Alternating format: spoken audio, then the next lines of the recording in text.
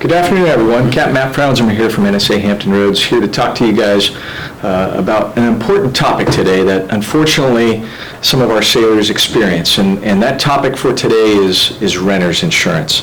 When it comes to renter's insurance, it protects your belongings if you're in even a private house out in town, or here on the base. To help me highlight the importance of this, I got a special guest star, and I say he's a guest star, but he's also a rock star. Mr. Derrick Nelson, he's our housing director here at NSA Hampton Roads. We're going to ask a couple questions of him. I'll put him in the hot seat as we go forward. So, Derrick, thanks for being here with us today.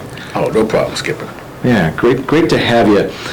So I'm going to ask you a couple questions about renter's insurance and why it's important to help clear up some misconceptions and to provide the most accurate information as we go, as we hit hurricane season, as we enter hurricane season, even more important, and as we've seen the last couple weeks, with some of the storms and power going out and how that affects spoiled food or whatever the case may be.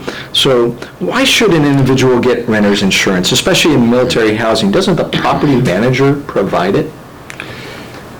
In military housing, the property manager does not provide renter's insurance. It used to be part of the BAH along with the rent and utilities. However, a few years ago, Big Navy decided to remove that aspect from the BAH. So, having said that, I strongly encourage people who live in military housing to get renter's insurance. Yeah, you bet. What's the benefit of having liability insurance as part of an individual's renter's insurance? The liability part of the renter's insurance covers damage to the property, the structure that you're renting. Mm-hmm. And if some damage happens to the property and it's by accident by the tenant, it would cover that tenant and keep them from owing the landlord. In this case, in the privatized housing, Liberty Military Housing. Exactly. Yeah. Exactly. So, a couple of examples. For example, if a tenant doesn't tighten a washing machine hose, water hose, and it leaks, and it causes extensive damage to the unit, the liability part of the renter's insurance will cover that. Another example, a tenant has a barbecue, the grill is too close to the house, to the unit, and it causes a fire. Liability covers that tenant. And another aspect, so I gave you the interior aspect, the exterior aspect. So now we're going to look at the human aspect. So if you have a person visiting you and they get an injury, they have an injury due to a fall because the floor was wet, liability also will cover you, the liability insurance part of that. So it covers you, as insurance will be. Why is it required for most time in community housing, but not necessarily in military housing? Well, community landlords, they require renter's insurance to protect your personal belongings. Most will require you to have liability as well to cover their unit, especially in apartment complexes where you have a lot of units. And if something happens and it's an unfortunate accident, once again, it will cover the person, and that's how the community landlords protect themselves and their asset. Now, I don't have an answer why it's not required in military housing. That would be my honest answer. I do not have an answer for it. Maybe it's something that we continue to talk with them about in the future. Yes, sir. How to get back to there. What other expenses, when we talk about expenses and we talk about slip and fall, and so there's some medical bills, but what other expenses will renter's insurance cover? Renter's insurance will cover loss of food for a long power outage, as we just experienced. And it may even cover the cost of alternative housing if the tenant is displaced. So if they had to go in the NGIS or a hotel, it would cover the cost of that because they were displaced because of a power outage.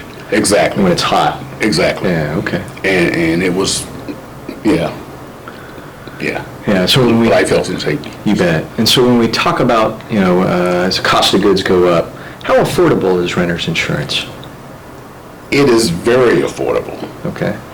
Renter's insurance costs between $8 and $12 a month. Okay.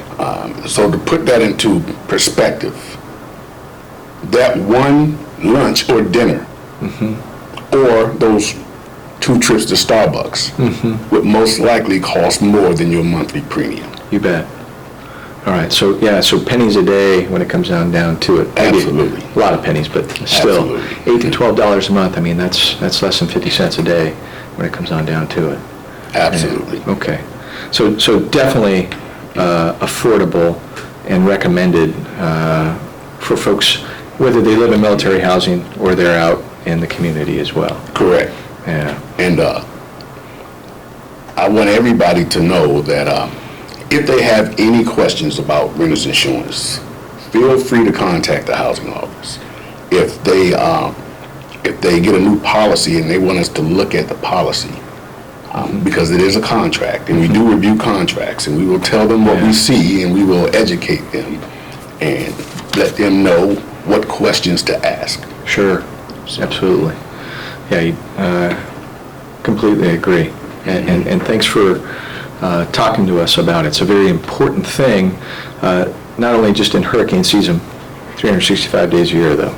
So, Yes. At $8 to $12 a month for about $100 a year, that's what one hotel rate would cost for one night. Exactly. If coming out of your own pocket. Hey, thanks, Derrick, for talking to us about that today. It's a very important thing, and why it's important for families, whether you're in military housing or not military housing, to sign up through their insurance company. And oftentimes, I've seen it's cheaper if you have a car insurance policy with the same company as well. Sometimes they can bundle that. Yes. So, yeah, absolutely. Yes, absolutely. Well, that's all we have time for this month, folks. I appreciate your time and attention. Please remember, as COVID cases are still on the rise, always carry a mask with you. I got mine right here. Remember, wash your hands. Socially distant when it feels right. When things get a little too peoply out there. I appreciate what everyone does day in and day out. That's all we have time for today. Thanks so much. Capt out.